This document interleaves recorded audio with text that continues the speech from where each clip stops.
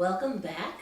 I'm Meg Dendler, and we are now on Chapter 11 of Why Kimba Saved the World. Chapter 11 is called Cat in the Mirror.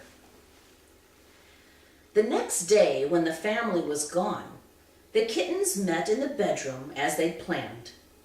They sat side by side for a moment, and then Kimba brushed the top of her head against Hero's. There was nothing else to say. They both knew what they were going to do. Without a word, they walked directly to the bathroom counter and jumped up. In a moment, the image of Regalis appeared in the mirror. "Welcome back, Hero and Kimba," Regalis began. "Now we can get down to business.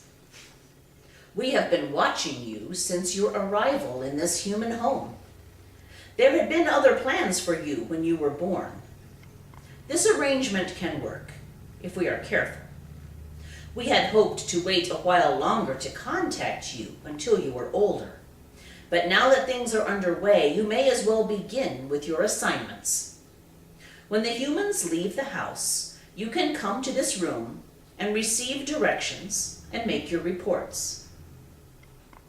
Kimba and Hero looked at each other, and then back at Regalis. "What kind of reports?" Kimba finally said.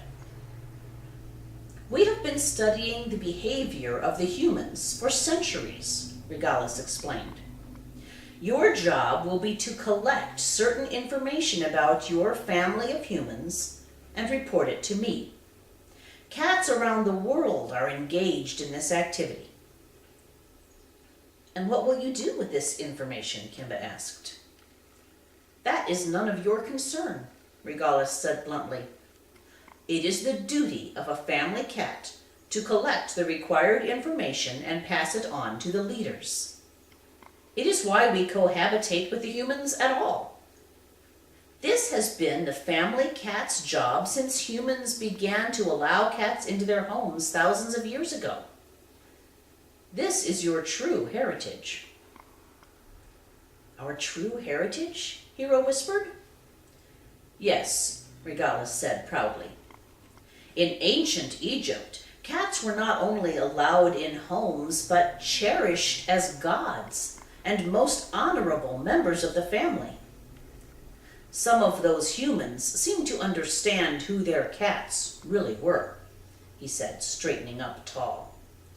"Those ancient cats left their reports in paintings on the walls. Helping the humans to invent mirrors made communication much quicker and easier." "Helping them to invent mirrors?" Kimba wondered aloud. "Yes," Regalis said, sounding a bit frustrated.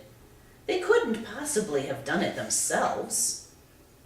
"Oh," said Hero and Kimba together. "Thousands of years ago, humans used polished stones to see their own image. We could communicate through this reflective surface, but the images were not very clear. Humans around the world got pretty good at making mirrors out of copper about 4,000 years ago, but this needed improvement.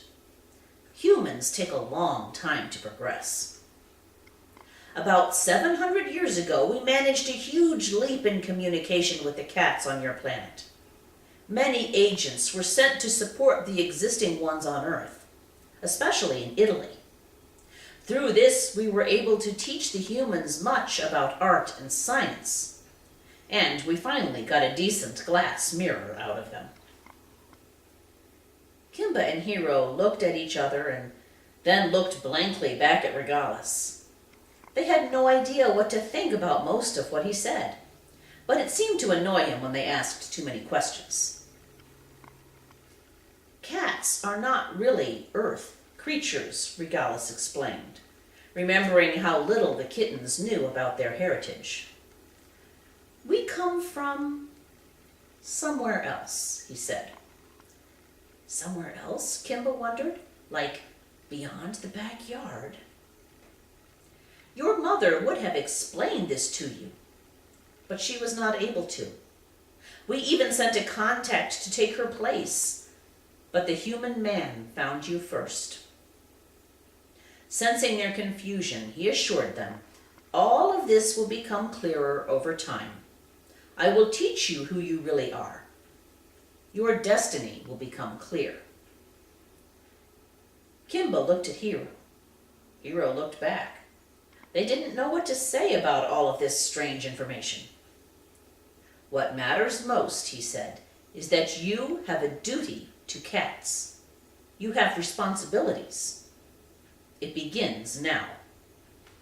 Your first job," Regalis continued, "is to discover what the members of your family do when they leave the house." "You mean during the day when they go away?" Hero asked.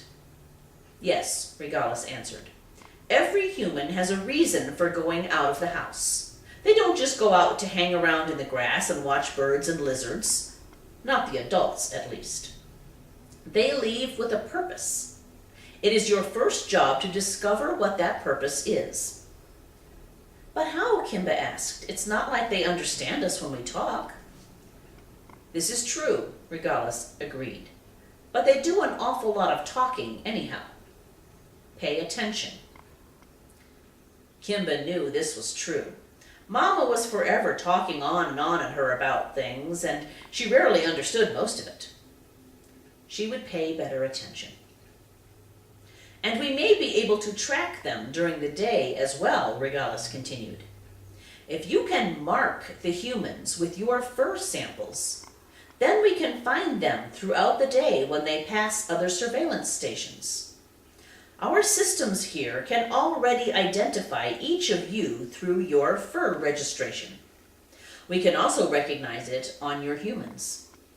You shouldn't have any problems getting your fur all over them, should you?" "No," Kimba said. "That's one of my favorite games. White fur on black clothes is the best." "Good. Then get right to work. Come back to this spot when you have a full report to make." And with that, he was gone.